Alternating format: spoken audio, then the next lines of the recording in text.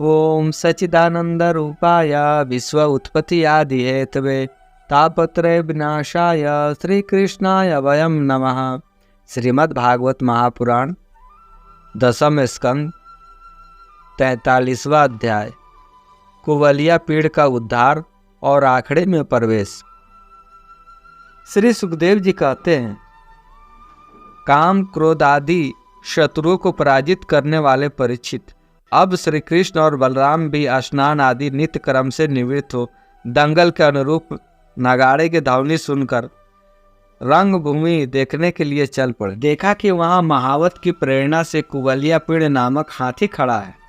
तब भगवान श्री कृष्ण ने अपनी कमर कस ली और घुंघराली अलके समेट ली तथा मेघों के समान गंभीर वाणी से महावत को ललकारा और कहा, महावत ओ महावत, हम दोनों को रास्ता दे दे, हमारे मार्ग से हट जा। अरे सुनता नहीं, देर मत कर, नहीं तो मैं हाथी के साथ अभी तुझे यमराज के घर पहुंचाता। भगवान श्री कृष्ण ने महावत को अब इस प्रकार धमकाया। तब वह क्रोध से तिलमिला उठा और उसने काल, मृत्यु तथा यमराज के समान अत्यंत भयंकर कुवलिया पीड़ को अंकुश की मार से क्रुद्ध करके श्री कृष्ण की ओर बढ़ाया। कुवलिया पीड़ ने भगवान की ओर झपटकर उन्हें बड़े तेजी से सूंड में लपेट लिया, परंतु भगवान सूंड से बाहर सरक आए और उसे एक घूसा जमाकर मारा। उसके पैरों में बीच छिपे। तब अपने सामने न देखकर कुवलिया पीड़ को बड़ा क्रोध हुआ। उसने सूंघकर भगवान को अपनी सूंड से टटोल लिया और पकड़ा भी, परंतु उन्होंने बलपूर्वक अपने को उससे छुड़ा लिया। इसके बाद भगवान उस बलवान हाथी की पूंछ पकड़कर खेल ही खेल में उसे 100 हाथ तक पीछे घसीट लाए, जैसे गरुड़ सांप को घसीट लाते हैं। जिस प्रकार घूमते हुए बछड़े के साथ बालक घूमता है, अथवा स्वयं भगवान श्री कृष्ण जिस प्रकार बछड़ों से खेलते थे, वैसे ही वे उसकी पूंछ पकड़कर उसे घुमाने और खेलने लगे। जब वह दाएं से घूमकर उसको पकड़ना चाहता तब वे बाएं आ जाते, और जब वह बाएं की ओर घूमता तब दाएं घूम जाते। इसके बाद हाथी के सामने आकर उन्होंने उसे एक घूसा जमाया और वे उसे गिराने के लिए इस प्रकार उसके सामने भागने लगे मानो वह अब छू लेता। भगवान श्री कृष्ण ने दौड़ते दौड़ते एक बार खेल खेल में ही पृथ्वी पर गिरने का अभिनय किया और झट वहां से उठकर भाग खड़े हुए। उस समय वह हाथी क्रोध से जल भून रहा था। उसने समझा कि वे गिर पड़े हैं और बड़े जोर से अपने दोनों दांतों को धरती पर मारा। जब कुवलिया पीड़ का यह आक्रमण व्यर्थ हो गया तब वह और भी चिढ़ गया। महावत के प्रेरणा से वह क्रुद्ध होकर भगवान श्री कृष्ण पर टूट पड़ा।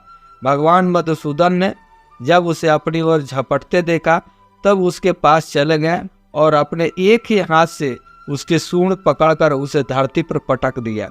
उसके गिर जाने पर भगवान ने सिंह के समान खेल ही खेल में उसे पैरों से दबाकर उसके दांत उखाड़ लिए और उन्हीं से हाथी और महावत का काम तमाम कर दिया।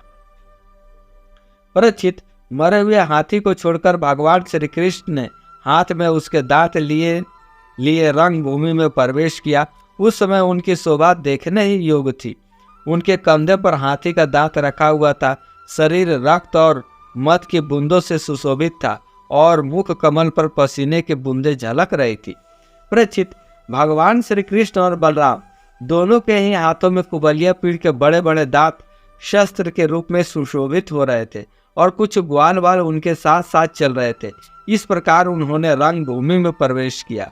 जिस समय भगवान श्री कृष्ण बलराम जी के साथ रंग भूमि में पधारे, उस समय वे पहलवानों को ब्रज कठोर शरीर, साधारण मनुष्यों को नर रत्न, स्त्रियों को मूर्तिमान कामदेव, गोपों को सौजन, दुष्ट राजाओं को दंड देने वाले शासक, माता पिता के सामने बड़े बूढ़ों शिशु, कंस को मृत्यु, अज्ञानियों को विराट, योगियों को परम तत्व और भक्त शिरोमणि वृषवंशियों को अपने इष्ट देव जान पड़े।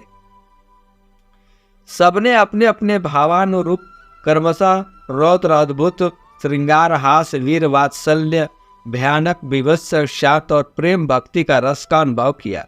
राजन, वैसे तो कंस बड़ा धीर वीर था, फिर भी जब उसने देखा कि इन दोनों ने कुवलिया पीड़ को मार डाला तब उसकी समझ में यह बात आई कि इनको जीतना भी बहुत कठिन है। उस समय वह बहुत घबरा गया। श्री कृष्ण और बलराम की बाहें बड़ी लंबी थी। पुष्पों के हार, वस्त्र और आभूषण आदि से उनका वेश विचित्र हो रहा था। ऐसा जान पड़ता था मानो उत्तम वेश धारण करके दो नट अभिनय करने के लिए आए हों, जिनके नेत्र एक बार उन पर पड़ जाते बस लग ही जाते। यही नहीं, वे अपनी कांति से उसका मन भी चुरा लेते। इस प्रकार दोनों रंग भूमि में शोभायमान हुए।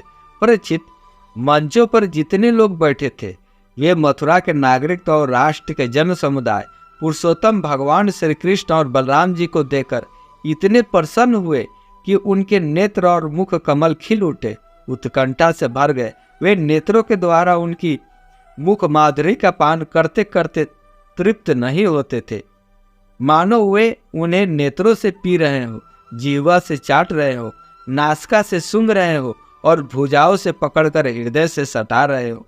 उनके सौंदर्य, गुण, माधुर्य और निर्भयता मानो दर्शकों को उनकी लीलाओं का स्मरण करा दिया और वे लोग आपस में उनके संबंधी देखी सुनी बातें कहने सुनने लगे। ये दोनों साक्षात भगवान नारायण के अंश है। इस पृथ्वी पर वसुदेव जी के घर अवतीर्ण हुए हैं, अवतार लिए हैं। उंगली से दिखलाकर ये सांवले सलोने कुमार देवकी के गर्भ से उत्पन्न हुए थे। जन्मते ही वसुदेव जी ने इन्हें गोकुल पहुंचा दिया था।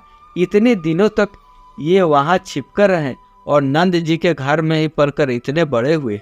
इन्होंने ही पूतना, तृणावत, शंखचूड़, केसी और धेनुक आदि तथा और भी दुष्ट दैत्यों का वध तथा यमला अर्जुन का उद्धार किया। इन्होंने ही गौ और ग्वालों को दवा नल की ज्वाला से बचाया था। कालिया नाग का दमन और इंद्र का मान मर्दन भी इन्होंने किया था। इन्होंने 7 दिनों तक एक ही हाथ पर गिरिराज पर्वत को उठाए रखा और उसके द्वारा आंधी पांधी तथा ब्रजपात से गोकुल को बचा लिया। गोपियां इनके मंद मंद मुस्कान, मधुर चितवन और सर्वदा एक रस प्रसन्न रहने वाले मुखार बिंद के दर्शन से आनंदित रहती है और अनायास ही सब प्रकार के तापों से मुक्त हो जाती है। कहते हैं कि ये यदुवंश की रक्षा करेंगे। यह विख्यात वंश इनके द्वारा महान समृद्धि, यश और गौरव प्राप्त करेगा।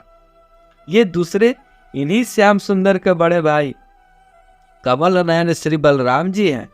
हमने किसी किसी के मुंह से ऐसा सुना है कि इन्होंने ही प्रलंबासुर, वत्सासुर और बकासुर आदि को मारा है।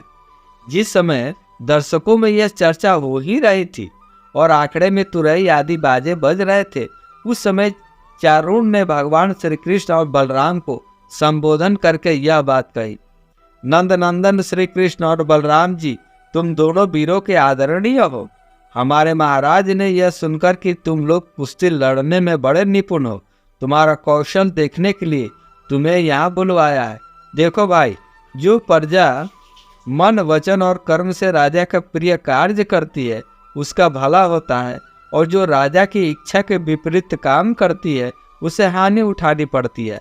यह सभी जानते हैं कि गाय और बछड़े चराने वाले ग्वालिये प्रतिदिन आनंद से जंगल में कुश्ती लड़ लड़कर खेलते रहते हैं और गाय चराते रहते हैं। इसलिए आओ, हम और तुम मिलकर महाराज को प्रसन्न करने के लिए कुश्ती लड़े।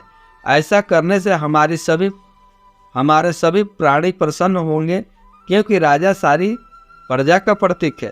परीक्षित, भगवान श्री कृष्ण तो चाहते ही थे कि इनसे 2-2 हाथ करे, इसलिए उन्होंने चारुण की बात सुनकर उसका अनुमोदन किया और देश काल के अनुसार यह बात कही। चारुण, हम भी इन भोजराज वंश की वनवासी प्रजा हैं, हमें इनको प्रसन्न करने का प्रयत्न अवश्य करना चाहिए, इसी में हमारा कल्याण है। किंतु चारुण, हम लोग अभी बालक हैं, इसलिए हम अपने समान बल वाले बालकों के साथ ही कुश्ती लड़ने का खेल करेंगे। कुश्ती समान बल वालों के साथ ही होनी चाहिए, जिससे देखने वाले सभासदों को अन्याय के समर्थक होने का पाप न लगे। चारुण ने कहा, अजी, तुम और बलराम न तो बालक ही हो और न किशोर, तुम दोनों बलवानों में श्रेष्ठ हो।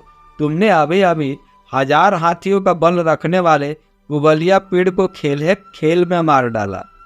इसलिए तुम दोनों हम जैसे बलवानों को साथ ही लड़ना चाहिए, इसमें अन्याय की कोई बात नहीं है। इसलिए श्री कृष्ण तुम मुझ पर अपना जोर आजमाओ और बलराम के साथ मुष्टिक लड़ेगा। शेष अगले अंक में। जय जय श्री राधे।